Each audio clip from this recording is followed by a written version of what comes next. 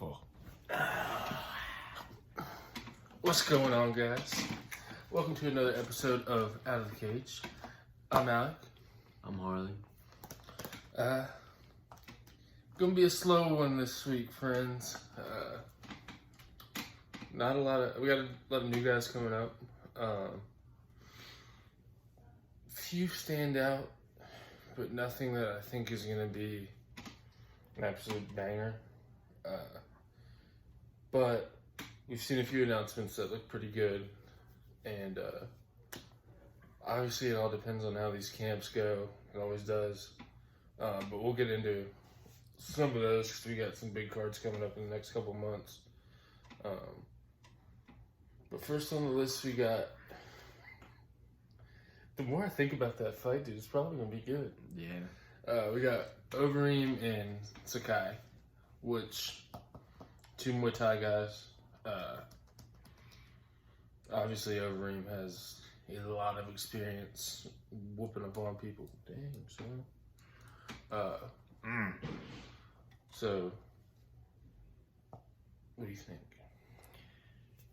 I'm right there with you, man. Just the number of fights that Overeem has had, It's ridiculous. blows my mind, y'all. This dude, he's got, what is it, like 48 wins, I want to say? Yeah, 40.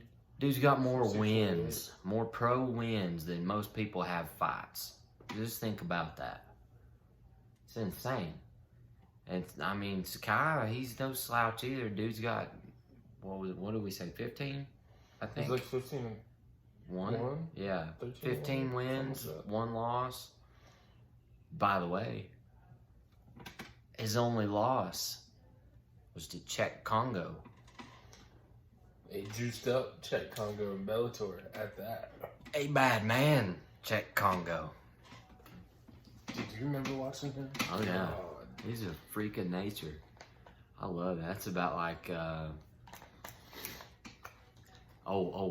good old TRT Vitor. Scariest man on the planet right there. That boy even looked meaner. Yeah. Yeah. But yeah, this is the guy that's beaten Sakai by decision, split decision at that.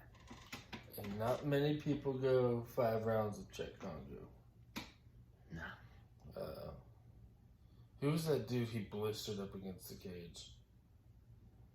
I mean, the dude ruins careers. If we had an editor, I'd pull up a picture of him. He's like maybe a little more thinned out Ngannou. So losing to him is in Bellator, so I'm sure he was. I wouldn't say that meant. Oh yeah. That's why we love you, Bellator.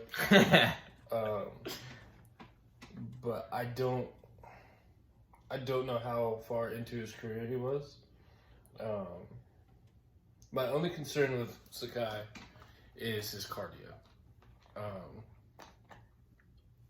We were watching, I forget what card that was, but he fought Devin Clark. Looked super gassed, looked like he wasted a lot of energy. And that's not something Overeem does. Overeem is obviously got the experience to take it all 3, all 5. It's going to be a 5-rounder, isn't it? Yeah, I think it is. But it'll be a good test for Sakai. And at the same time, this is kind of, I think this is a weird point for Overeem. I think if he takes this out here, it's kind of time to start hanging it up. When they start giving you those younger guys that are just coming in, and there's another one we're going to talk about, to make you a break you moment, see if you still got it. And I don't know how much more damage his body can take. We've seen his chin deteriorate quite a bit. But you saw when he got his lip split by a Rosenstruck. Yeah. He healed like Wolverine. It was ridiculous. What do you think about it, man? Yeah, I'm trying to give you some parody here, but you hitting the nail on the head for me. This one's pretty cut and dry. Yeah, I mean it pretty much is what it is. There's no real drama here or anything. I mean it just is what it is. I think it's either going to be a really good fight or it's not. I think it's going to be a shutout or it's going to be a really good fight. The thing that makes it interesting to me is they're both Muay Thai guys. Yeah. So obviously I think Overeem's a little more technically sound, probably. But Sakai's obviously younger. He's super heavy-handed. If the thing with him, if you go down, you're probably staying down. But Overeem likes to jack you up with a front kick and ruin your night. Yeah. So hit you with the good old crane kick to the body. I mean, that's something that has to be said for Overeem, especially for his age and as big as he is. He can move. Like, he can really move. Hard to hit for being that big. Yeah, for him to be every bit of 265 pounds, he can move around. So I know I'm pretty excited to see it. It'll be something to see for sure. I hope that Overeem is still in there. I know he said a while back in his last fight that he was thinking about another title run. I'm a little iffy on that. I don't think that'll happen. It's a hard shot.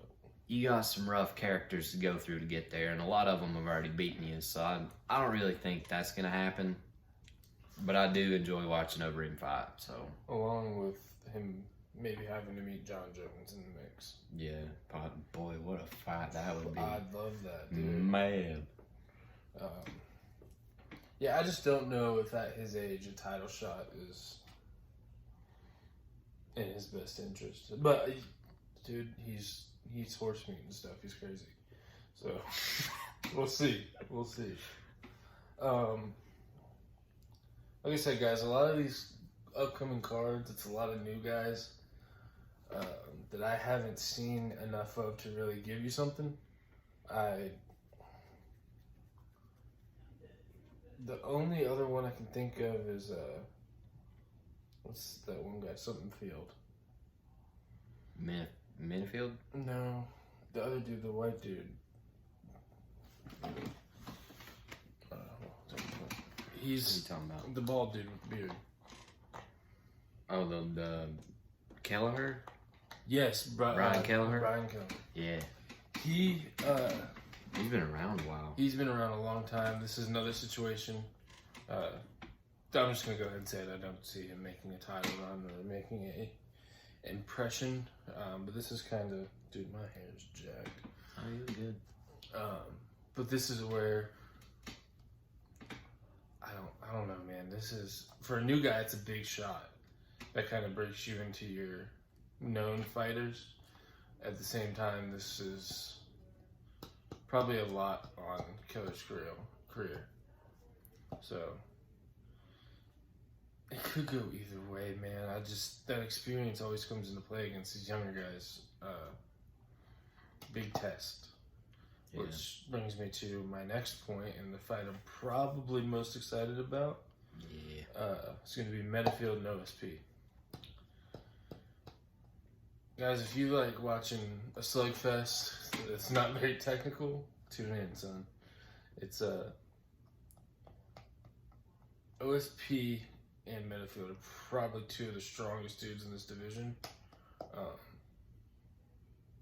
Especially Menifield, dude. He looks strong from everywhere. Up against the cage, laying on you, hits like a freight train. But OSP has been on the tear, and again, experience. What do you think? Yeah. Once again, sorry to be boring, but my man's making solid points. Yeah, this is honestly kind of like the last one. I think this one's either going to end really quick or it'll be a really good fight. I mean, Menifield definitely has the power to come out and put OSP out quick. OSP can do the same thing. I mean, both of these guys have the ability to shut the lights out.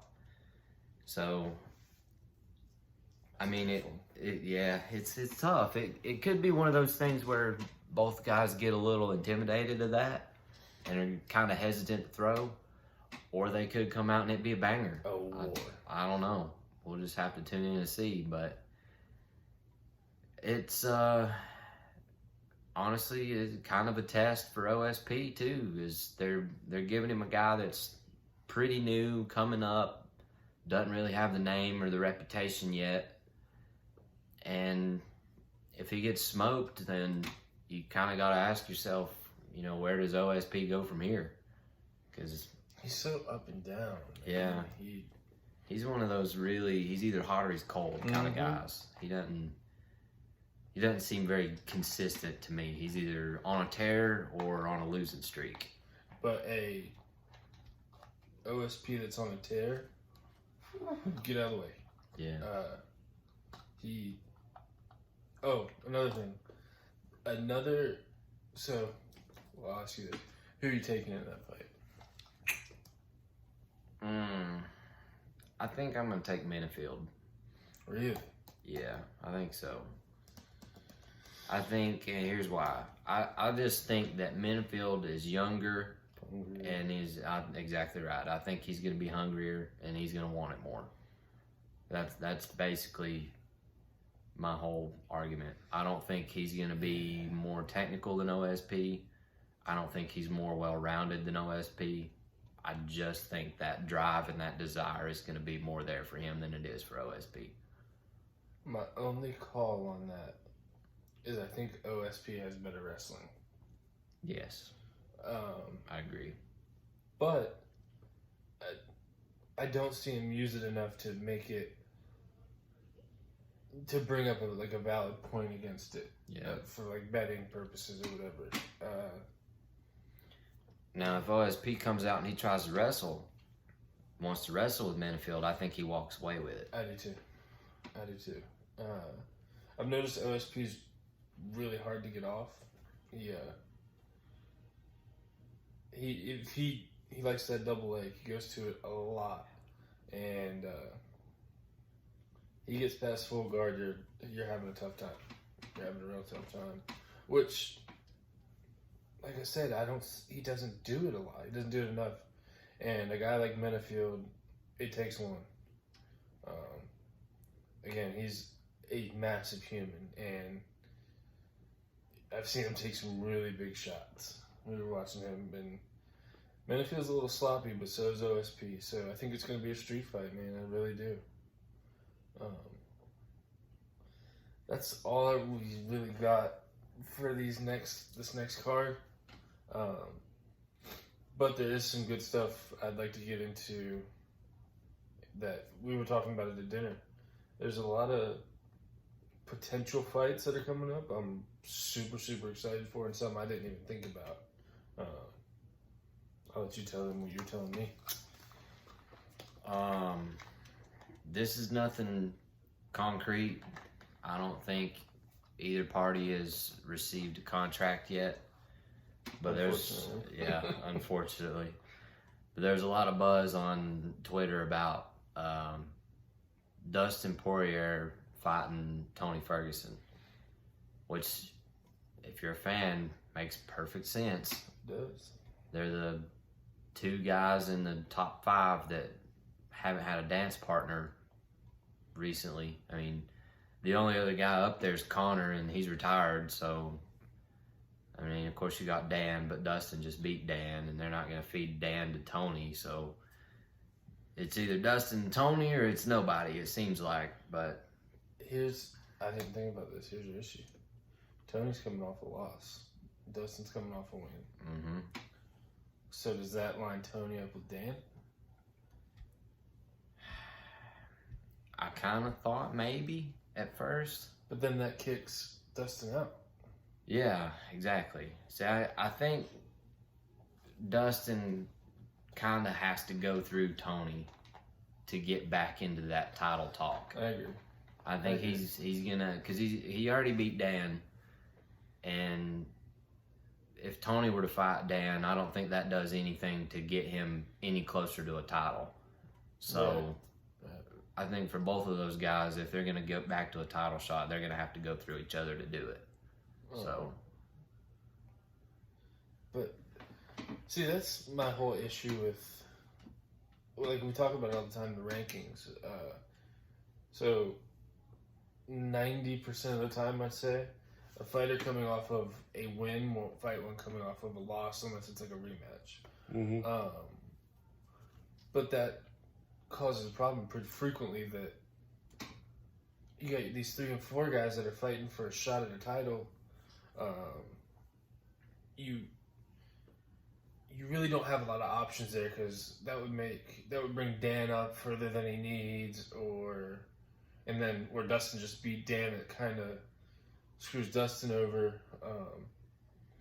So it's a weird line that maybe I just don't understand, but yeah, I feel like this is a perfect example of how kind of messy that is because Tony just fought for a title and lost. Dustin had the title, lost, and now he's worked his way back up. So you got a guy that's coming up fighting a guy that's on his way down because he just lost the belt or lost for the belt.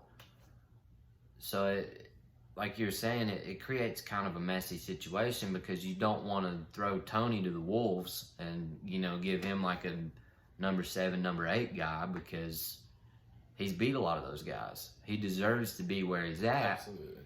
But yet he just lost, so it's like, where does he fall now? And then with Dustin, he's beat all these guys below him too. He deserves to be where he's at. Absolutely. And so it's just kind of messy. The good thing here is these guys haven't met yet. I think if they had already fought, we'd be in a lot messier of a situation than we are. You can still create an exciting, I don't know. Like, as a fight fan, this is something I'd want to see, and it's something I get excited about, and I think you can get a lot of people behind it. Anything with Tony. But, yeah, like you're saying, it's just an odd situation to be in. Yeah. Well, let me ask you, how do you see that fight going? If it gets made. Yikes. Oh, okay. Got me with that one. Yeah. Okay, You get me every episode. I figured I'd get you once. So, here's my thought process on it. You got Dustin, he's a totally different guy than we saw when he was fighting for the title and had the title. And Tony, in a negative way, is not the same guy I've been seeing. I think Gaethje really tore the top off on how you beat Tony. And that was boxing. Like, sound boxing, staying comfortable, putting the pressure on, which Dustin has. But where that issue comes, obviously Dustin doesn't have the power, and Dustin's not the wrestler that Justin is. So, that leads me to believe that if Tony comes out and wants to go to the ground, that's a hard night for Dustin. But with what I've seen from Dustin's boxing recently, I think he has the potential to beat Tony. And this is all riding on what happens with how Tony takes this loss. Because you got, like I said, Dustin is, I mean, he beat Dan Hooker and looked very impressive doing it. Yes, he did. And Tony lost in a very, very bad way. Yeah. I don't know how else to say that. Yeah. But Tony's one guy I'm scared to count out. It's not a fight I'd like to bet on. Yeah, so if I had to make a bet right now, dang, bro. I'm going to go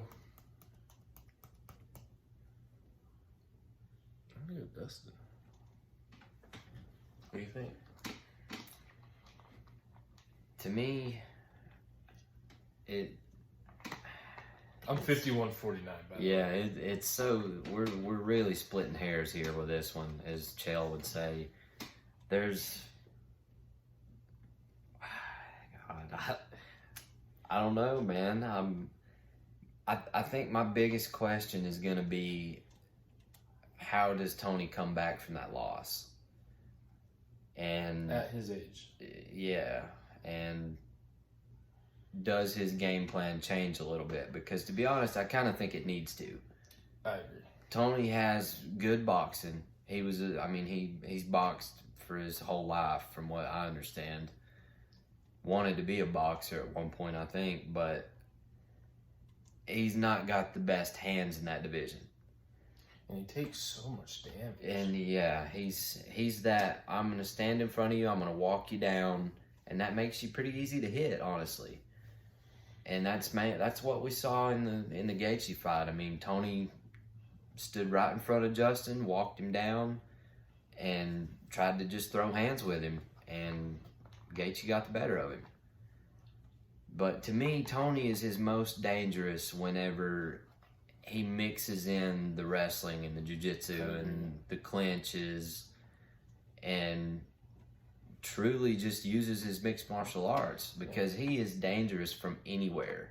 If he's on bottom, you're in full guard, he's hitting you with elbows. If he's on top, he's passing guard, looking for a submission, or he's hitting you with elbows. If you're in the clinch, again, he's hitting you with elbows and knees. I mean, he's dangerous from anywhere you want to put him. But I don't think that he is the most dangerous in any one position. He's kind of like one of these guys that's a jack of all trades and a master of none. But I will say he has a fantastic darts choke. He might have the best darts choke in the game right now. I will say that for him. I'll propose you something. Let's hear it. So, Dustin has really good jiu-jitsu, right?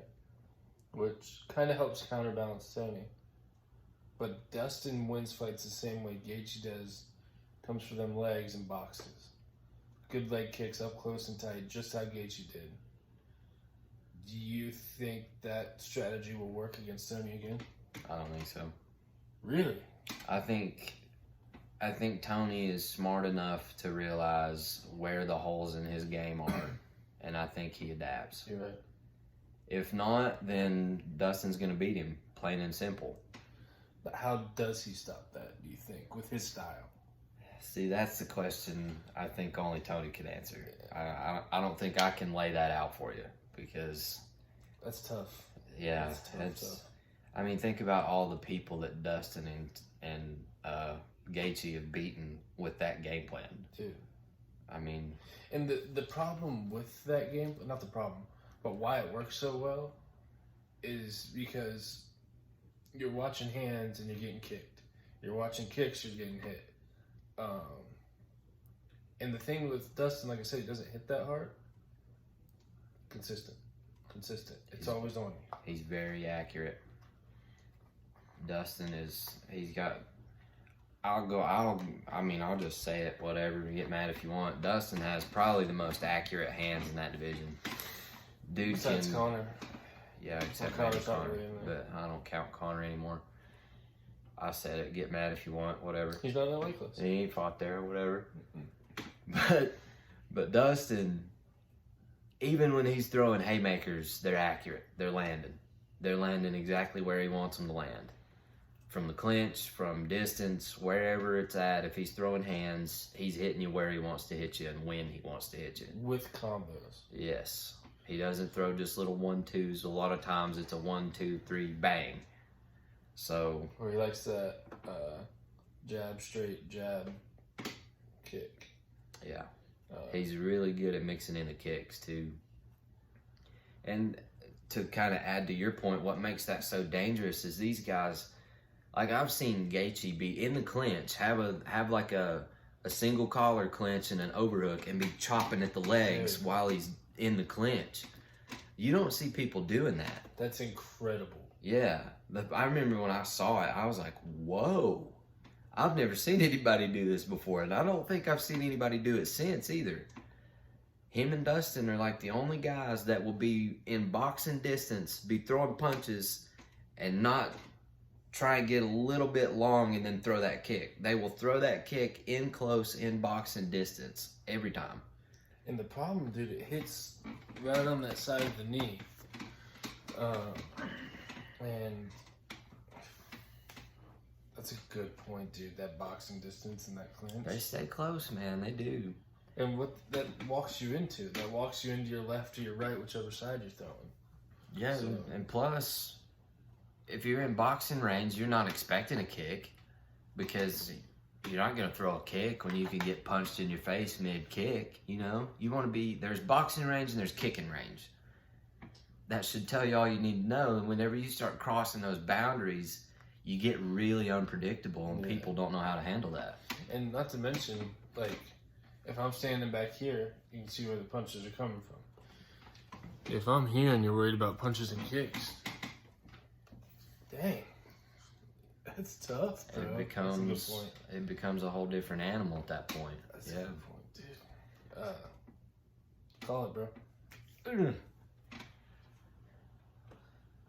Son. I don't know. $50,000 on the line right now. Who you betting? Who you betting? I'm never gonna have $50,000 thrown. Like, comment, subscribe. I said do it. I don't know, man. I'll take Tony. It's hard to bet against. Yeah, It's hard just to bet against. Tony won 12 fights in a row. I don't see him losing any more than one in a row. I'm a Tony fan, man. Maybe it's just that I'm partial to Tony. Dude, you're bringing up good points, bro. Now I don't know. I love Dustin, dude. I don't want to sound like I don't like Dustin because I love Dustin too. Probably one of the best dudes in the game. As far as being a good person, anyway. Follow his Twitter, bro. He's funny. Yeah, he is funny. Does a lot of charity work and stuff. I mean, Dustin is a great dude. He really is. So I don't mean any ill will towards him by saying that. But Another thing, I know we don't like Khabib, but the charity work he does too, bro. yeah, Can't argue with him, man. yeah. What else you got for me? You laid that one on me. Oh man. Well, we got Woodley and Covington coming up in I think 2 weeks. Give me your thoughts, man. What do you think about it?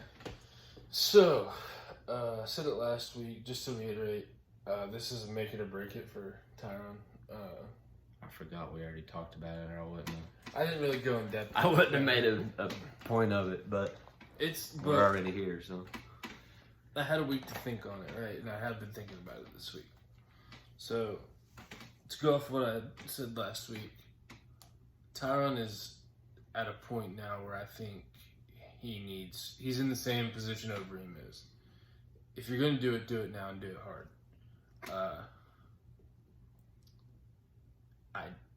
The issue is I don't think he has it in him. And I think Colby has a hunger, especially coming back for Usman, that I don't think there's much standing in the way. With that being said, I don't think he beats Usman. I don't see very many people being able to. But I do think he blows through Tyron. I think it's just that pressure. I think Tyron's just head's not in it. And with Colby, dude, you better come ready to brawl because he's shooting 100,000 takedowns a fight. He's standing in the pocket with you, and he's tough as nails. The only way I see Tyron winning is he gets to the boxing early, gets some push kicks, those front knee kicks. I think he's got to attack his base and really make him regret shooting. Throw a lot of uppercuts. Don't let him get a hold of him, man. Colby's an incredible wrestler. What do you think? Yeah, my thoughts are, we've seen the recipe now a couple of times on how you beat Woodley, not Usman, sorry. And it's with Usman and Burns both, it's that in your face, wrestle you, and Tyron is a great wrestler. He's got, I think, the highest takedown defense in all of the UFC. But these guys that are taking him down and putting a whoop on him are these super, super high-level grapplers like you see with Khabib. There's nobody that Khabib can't take down and maul. And it's the same way with like Usman and Burns, and also Colby.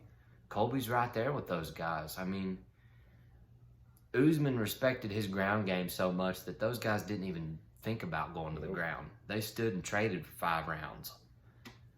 So I think that's going to be Colby's game plan, is probably grind on him, drag him to the ground, make him work. And we've seen it a couple of times now. That's the recipe that beats Tyron. So I think he's going to have to come up with an answer for that if Tyron's going to win.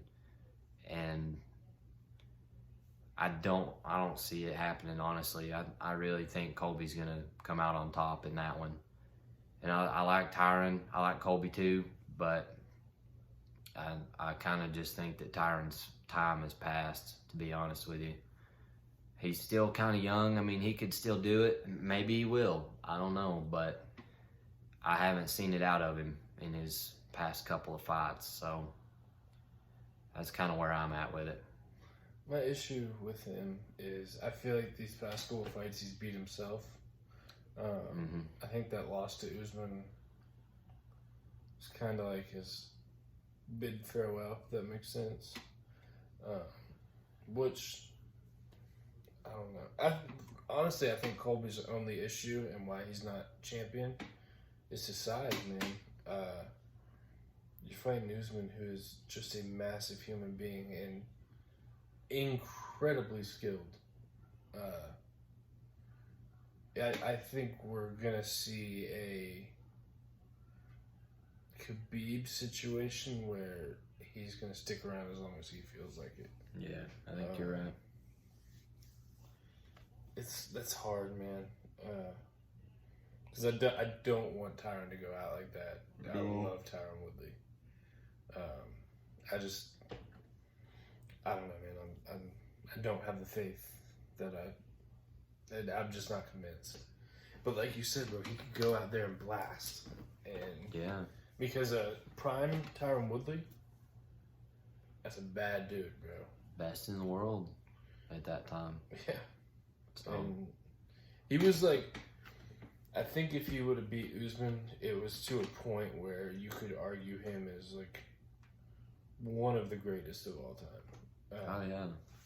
And I know that for a lot of you that sounds crazy because you got all these good guys, and he wasn't as popular, I guess. But bro, go watch that dude fight. Yeah. On his to further that point, on his rise, or during his rise, whenever he was coming up and he became champion, that was the talk, is, you know, this guy could be the greatest welterweight of all time. Keep in mind, GSP was a welterweight. So we're talking about a dude that he can beat anybody on any given night. And to touch back on your point a little bit there, I do think Woodley has kind of beaten himself lately. And the Usman loss took a lot out of him, mentally especially. And then I think losing to Burns also in the same way took a lot more out of him. Because now you've lost... Same game plan. Yeah, you've lost twice in the same way to kind of the same fighter. I mean, Usman and Burns are very similar fighters. They fight a lot the same. So if Woodley can flip that switch and get his mind back to the mindset he used to have when he was the champion, Colby's gonna have a tough night out. But very tough night. I think that's probably going to be the biggest factor, is if Woodley's head is actually back in this thing. because he said that before he fought Burns, and then that turned out to not be the case. So It just doesn't have that edge to him, man. But my hope is that he does, and we see a 5-round just banger. Because Colby's not going to go down easy. no. We'll see on that one, man. That one's... What else you got for me? Well, let's talk a little bit of fantasy for a second. Ooh. So, You were going to give me a hard question. I can't my bones. I heard some news. I can't remember where, or I would tell you. I don't remember where it was. My brain doesn't work like it used to. I heard some news that Anderson Silva is coming out of his hiatus. He's got one fight left on his contract, and him and Anthony Pettis have been kind of chirping back and forth at each other. I think they both want to fight, and Anderson's got a fight left. I don't know what Anthony's contract looks like, but He just signed a new one like last year. did I he? think. Did he just renew?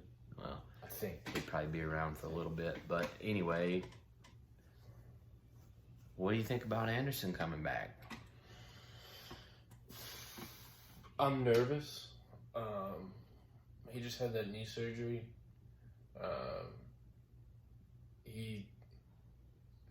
Again, it's a situation. I want to see these guys. I know they want to fight, but I want to see them go in with the same memory that I have of them now.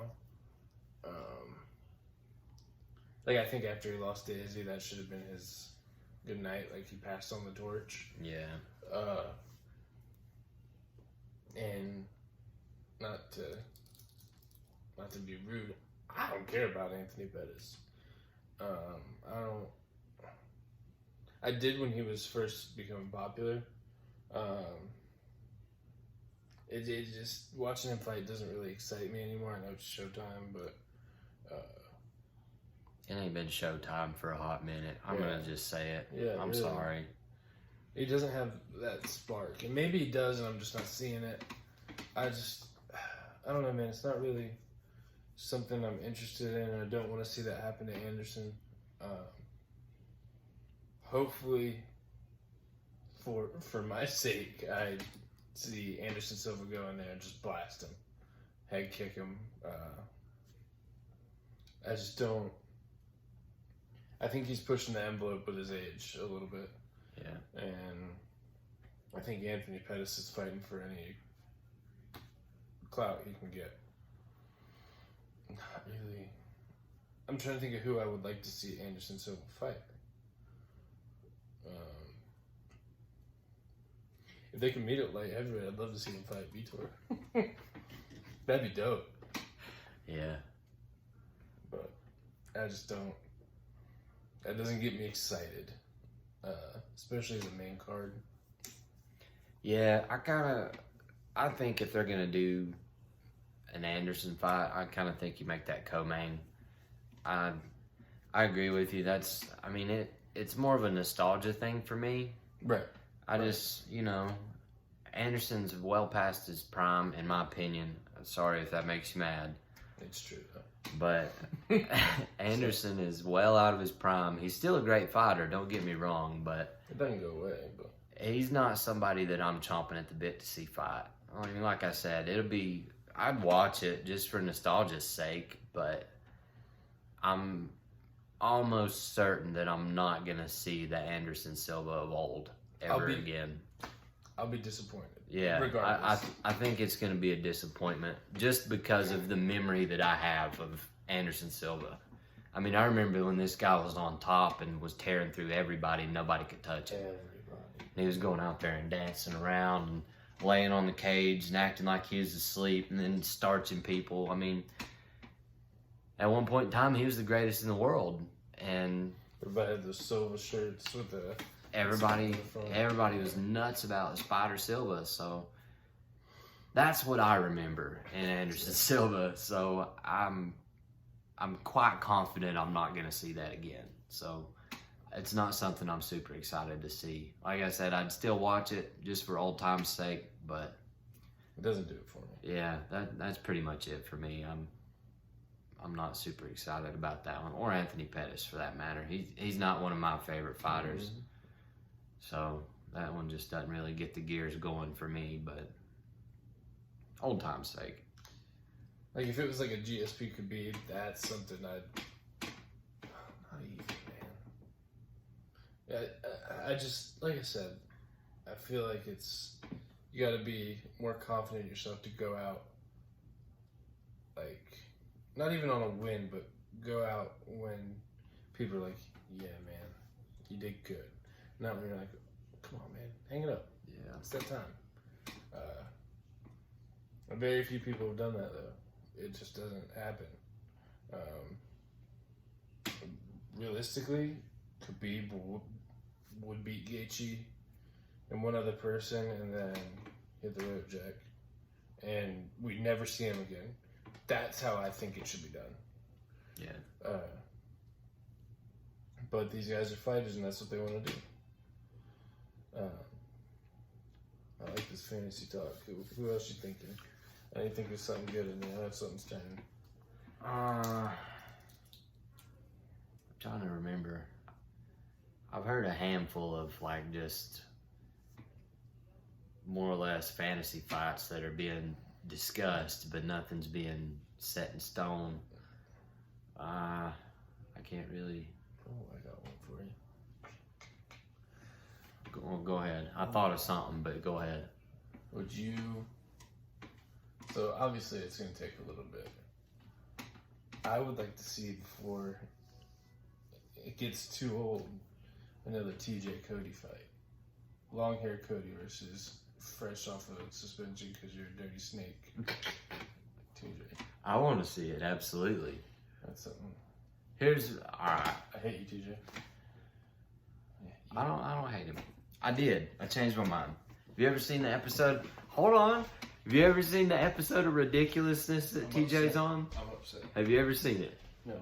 You need to watch it. I won't do it. Because TJ, I feel like TJ is my kind of people. Like he's a little bit redneck, not too much, a little bit. Just watch the episode. Don't throw nothing at me just yet. Anyway, here is, since we're talking fantasy stuff. Here is huh?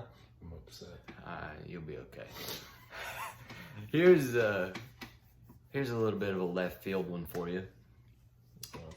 Cody is getting ready to fight Figueiredo for the belt at 125. Okay? My opinion, he's gonna win that fight. I think he's gonna win that fight. Long hair Cody's a beast, bro. Cody don't play no games. It's my boy. Love Cody. Anyway, Cody's gonna win that fight. Oh, you switched sides, bro. I saw it. I didn't switch sides. I just said I don't hate TJ, okay? Cody's still my boy, but I don't hate TJ, okay? He's not my boy, but I don't hate him, all right? I'm indifferent. Anyway, Cody wins at 125. TJ's coming back in 2021, probably at 135 because he sucked at 125, and everybody knows that. He's a cheater. It is what it is. So's John Jones, but everybody loves him. Hey. Sorry.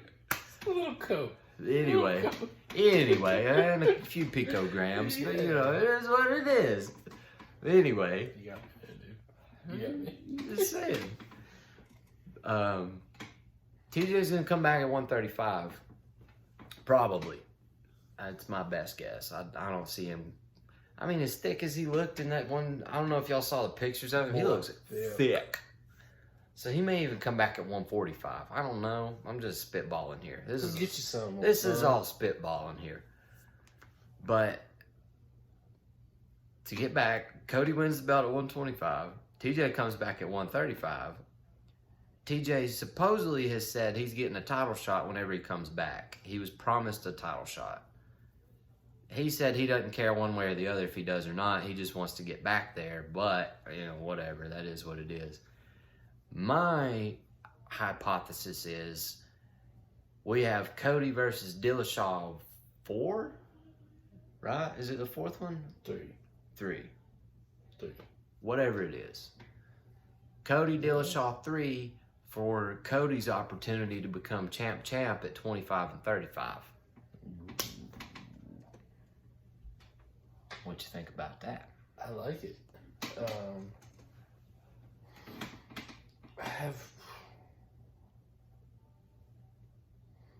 Here's my issue.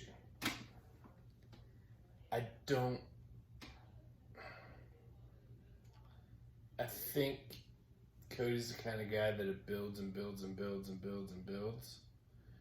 And he's not gonna, I don't think he's really over that anger. And I think that causes a little problem for that. But then TJ's been out for a long time.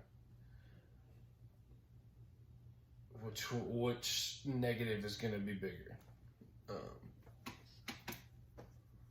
Yeah. Because in my mind, I'm pretty confident TJ beats Petr Yan. I feel pretty certain of that. Sorry. Hate me if you want to hate me. I'm just saying. You think Petr Yan with 2 more fights, let's say 2, maybe even 3, won't have the experience to beat TJ? That's tough. Well, you gotta look at it like this, okay? I don't think that You got me thinking. Yan is gonna get a couple more fights before he gets an opportunity like TJ. He might get 1. I think he could possibly get 1 more, get a title defense in, and then I think it's gonna be TJ time. Because we're in September right now. If Yan fights in like November, December, obviously it'll be a pay-per-view. So you'll have to get him in early by the end of this year or like February of next year, because I think the January pay-per-view's already been locked down. And obviously TJ's going to want to come back pretty quick.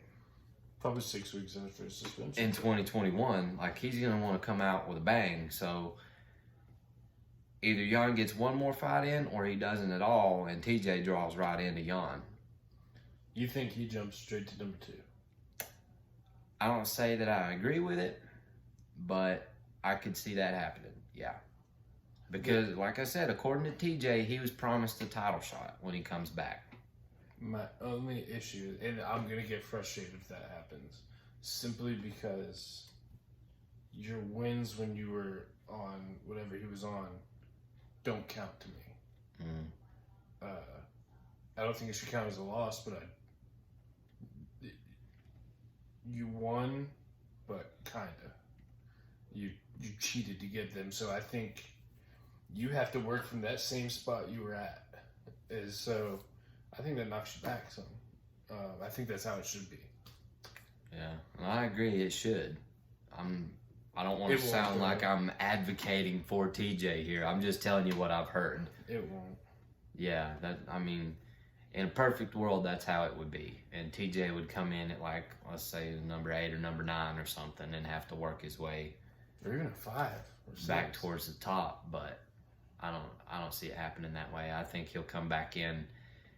At the most, I think he'll have 1 fight against a top 5 guy, and then he'll get a title shot if he wins. If he doesn't draw straight into a title shot. And see, this is like we were talking about before, man. That's just, there's no science to it, which is frustrating. But I can't take away from the fact that TJ's that good. I can only hope that this suspension kind of staggered him a little bit, and we see that he's human. But he's that good. Yeah, I'm jokes. It's just, I'll throw this out there. It's the same argument as Jon Jones. It is.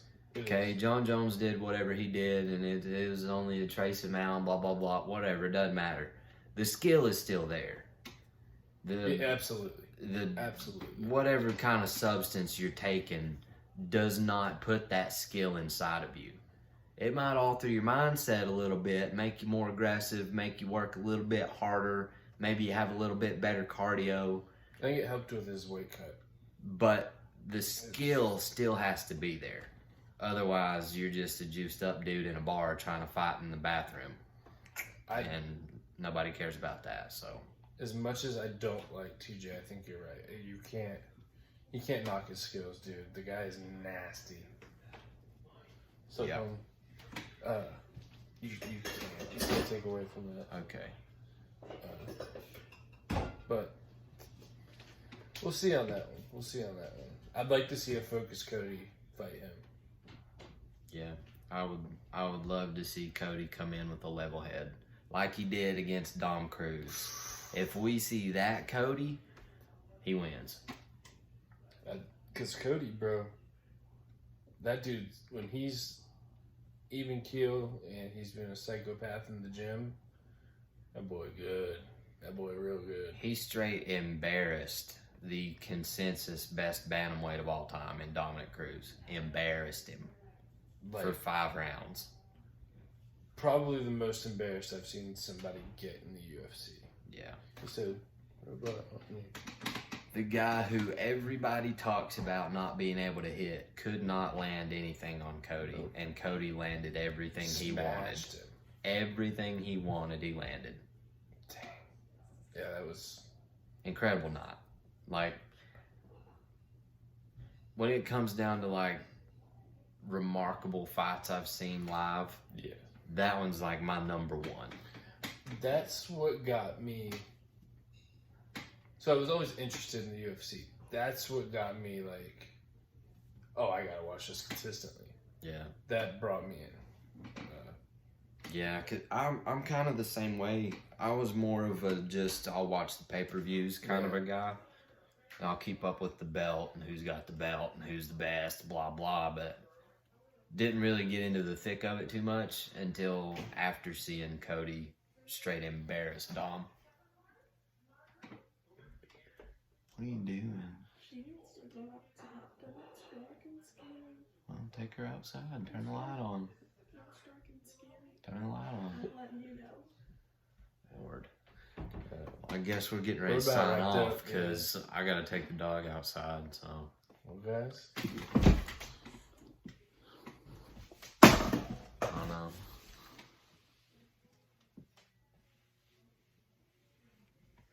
Like, comment, subscribe. Out of the Cage Podcast. We out.